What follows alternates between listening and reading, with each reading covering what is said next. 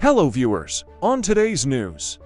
Peru's prosecutor's office has formally requested 34 years in prison for former President Pedro Castillo, who was dramatically removed from office and arrested after his attempt to dissolve Congress in late 2022.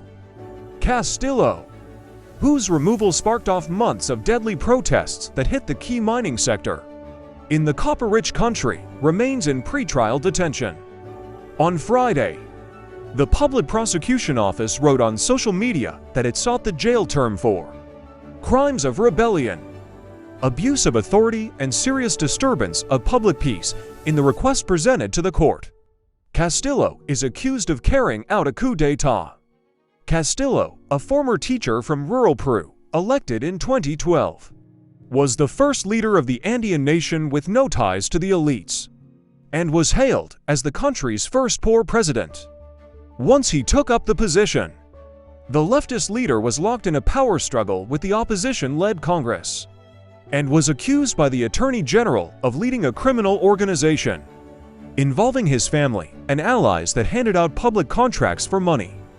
Before his removal in December 2022, Castillo said the plan to temporarily dissolve Congress was to re-establish the rule of law and democracy in the country. However, opposition politicians said the decision went against Peru's constitution, and Congress voted overwhelmingly to remove him instead.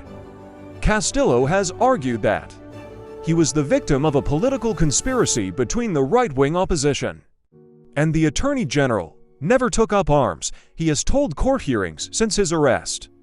Castillo was replaced by his vice president, Dina, who faced protests as some called for her to step down and hold an early election.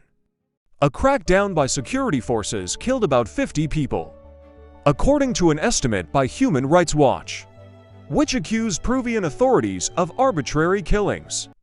While Boluarte is facing a probe over the deaths of the protesters, she maintains immunity until her term ends in 2026. Thanks for watching, and please subscribe to our YouTube channel.